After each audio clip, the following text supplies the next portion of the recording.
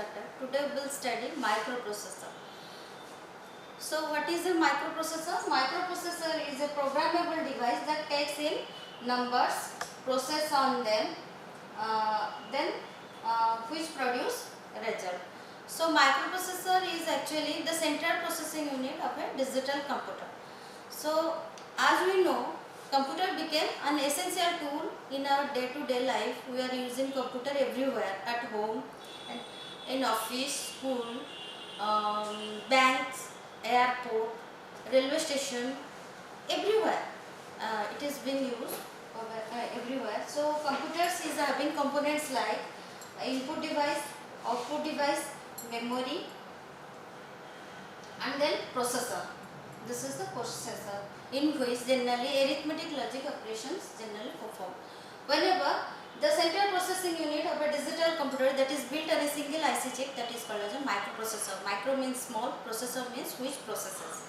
So as we go through the generation of computer, we will find in first generation of computer the central processing unit, the components of central processing unit is built by vacuum tubes, which is later replaced due to its larger size and high cost. Then in second generation of computer, the central processing unit components are built by transistors. Then in third generation, the central processing unit components are built by IC chips. Then next in next generation, that is replaced by VLSI and ULSI chips, semiconductor chips. So microprocessor, wherever that is built on a single IC chip, that is called a microprocessor. We can categorize, or microprocessor can be classified as 8-bit microprocessor, 16-bit microprocessor, or 32-bit microprocessor. So in which criteria we classify microprocessor as 8-bit microprocessor, 16-bit or 32-bit microprocessor? Whenever the processor is able or capability of process 8-bit at a time, we can say that is a 8-bit microprocessor. Whenever the processor has the capacity to process 16-bit data at a time, that is called 16-bit microprocessor. So central processing unit, what are the components which are there, which is built on a single IC chip?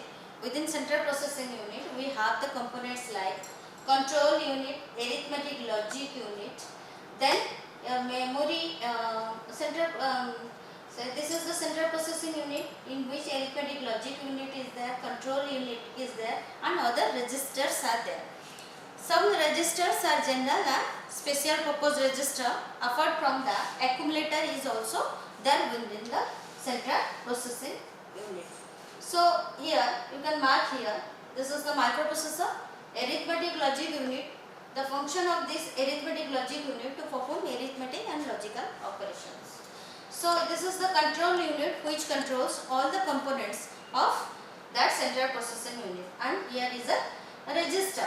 Here temporary register and special and general purpose registers are used, and another register is also there which is called as the accumulator. The function of accumulator is to hold one of the operand of arithmetic logic operation. So as I am saying, the processor is capable of processing 8-bit, 16-bit or 32-bit data at a time. So whenever we will connect this microprocessor or CPU along with that of input-output device, and this is memory, total unit, I can say this is a digital computer. So the lines which connect one unit, suppose central processing unit, to that of memory and input-output device through lines, these lines are called bus. Three types of bus are there. One is address bus, data bus and control bus. So address bus is always unidirectional. That is, processor always assigns address for input output device and memory. So address is always going outward. So the direction of address bus is always one directional or unidirectional. Data bus and control bus both are bidirectional. So look at the diagram here. This is a microprocessor, this is the data bus which is bidirectional, this is control bus that is also bidirectional, but this is the address bus that is unidirectional. So these are the lines which connect memory input output device to that of your processor. So as I have told you, through this data bus, data can move from one unit to other unit. As this microprocessor is able to process 8-bit data at a time, so 8-bit data is going from microprocessor to memory, or memory to microprocessor, from input device to processor, or from processors to output device. So the microprocessor is classified as 8-bit microprocessor. So on which basis? If the data bus, width of data bus is of 8-bit, 16-bit or 32-bit, or it can process at a time 8-bit, 16-bit or 32-bit data. Then the address bus, which connects input output device memory to that of your processor. So here, if though we are dealing with digital computer, so by 2 digits 4 numbers can be generated. So in a 8-bit microprocessor, suppose example of 8085 microprocessor, this is a 8-bit microprocessor, it can process 8-bit data at a time, but its address bus is of 16-bit. Means 16-bit means the processor capacity, how many memory location it can address through this 16-bit address line. So 2 to the power 16 location. This microprocessor can address by 16-bit address line, it can address 2 to the power 16 locations. So here 2 to the power 2 location, by 2 digits, processor can address 4 locations. By 16-bit it can address up to 64k bytes of memory location. Bytes means 8-bit data. Each location, in each location of microprocessor, 8085 microprocessor, the memory is having the capacity to store 8-bit data. So 64k locations are there. Total 64k bytes of data can be stored within that. So microprocessor memory, as you know, that can be of volatile and non-volatile of memory. Volatile RAM, random access memory is a volatile memory.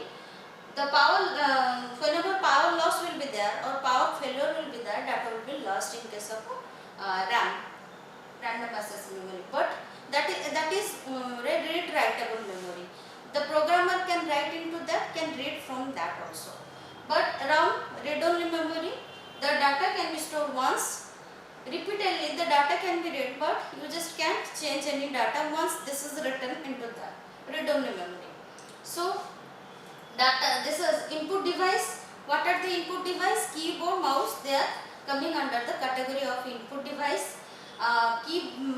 Printer and monitor, they are coming under output device. So this is the total block diagram of a digital computer, and this is the 8085 microprocessor. This is the internal architecture of 8085 microprocessor, which is built on a single IC chip, silicon chip, and this works in NMOS technology. First 4-bit microprocessor which is developed by Intel Corporation, that is 4004, Intel 4004, which is a 4-bit microprocessor. So this is invented by Intel Corporation in 1971. Then by Intel Corporation in 1972, 8-bit microprocessor was invented. The IC chip number is 8008, and this is a 8-bit microprocessor which is also developed by Intel Corporation, 8085 microprocessor. It can process 8-bit data at a time, and its address bus is of 16-bit. So by 16-bit address, it can address up to 64k memory location. Here in microprocessor, k doesn't mean 1000, rather that means 1024. So which is equal to 2 to the power 10. 2 to the power 10 is equal to 1k locations. So here 64k location means 64 into 1024 location. This is the internal architecture of 8085 microprocessor. So this is a processor, so it will process arithmetic logic operation. So within that you can mark here is a arithmetic logic unit, ALU. Accumulator, this is connected to ALU.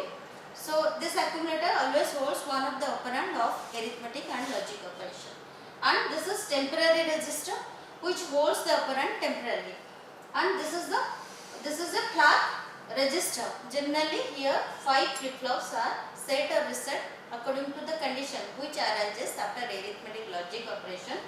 These flags are sign flag, zero flag, auxiliary carry flag, parity flag, then carry flag. 5 flip-flops are there which will show the status of arithmetic logic operation. and this is instruction register. This is instruction decoder. As you know, we are dealing with digital computer which can understand only digits, binary digits 0 and 1. Whatever program you will write, that is in alphanumeric or assembly language, that will be converted into machine understandable language. That means combination of 0 and 1.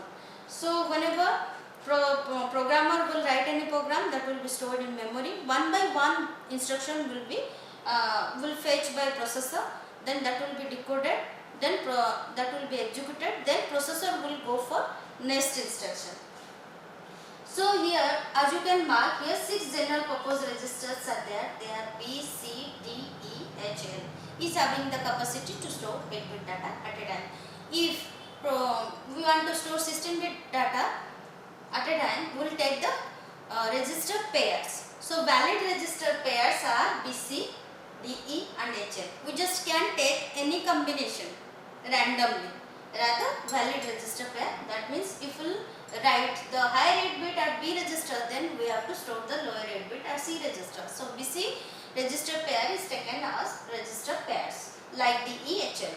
In this case, HL register pair is used as a memory pointer that will always points to operand address which is written in the program. This is stack pointer, that is also a special purpose register which indicates the upper position of the occupied portion of the stack. Means this stack pointer, that is a special purpose register, 16-bit register, it holds the address of the stack top. Stack, what is stack? Stack is a sequence of memory location which is set aside by programmer for some urgent purpose. Whenever any register is used for some other operation, the content of that register can be stored directly into stack pointer. So here the stack pointer works in last in first out principle, that is called as LIFO, last in first out. The data which is stored last, that can be retrieved first. So here the process is faster. So program counter, this is also a special purpose 16-bit register which holds the address of the next instruction which is to be executed. Suppose we are writing a program for addition operation, so a sequence of instruction will be written for that.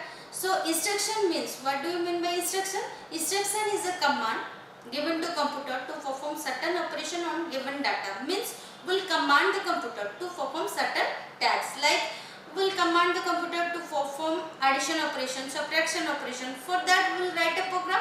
So we will write sequence of instruction. So that at the end we will get the result of addition. So this the function of this program counter is to indicate the next instruction which is to be executed. Then this is the incrementer and decrementer latch, which generally increment the contents of the program counter to point the next instruction which is to be executed. So as I told you, 8085 microprocessor is a 8-bit microprocessor. So data lines 80 to 87 meant to transfer data from one unit to other unit. 8-bit data, that is D0 to D7. Here the abbreviation is given as 80 to 87 because this bus works in time multiplexed mode. Sometime this will behave as data bus, in next instance this will behave as address bus. Means, so it will carry the, in initial stage it will carry the address, then the address will be stored at address latch or data buffer, address buffer, then address bus will free to carry the data which is D0 to D7. Then A8 to A15, this is upper 8 bit of address out of the total 16-bit address of 8085 microprocessor. By this 16-bit address, it can address up to 64K memory locations, in which we can store 64K bytes of data. Okay, this is the control unit. So here clock signal is given for 8085 microprocessor. This requires 3 MHz clock signal for its operation, and here these are the pins S0 and S1 which will indicate which type of operation is being performed, whether fetch, read, write operation is performed. These two are status signal. This is IO embed, this is the control signal which will indicate whether processor is communicating with memory or I/O device.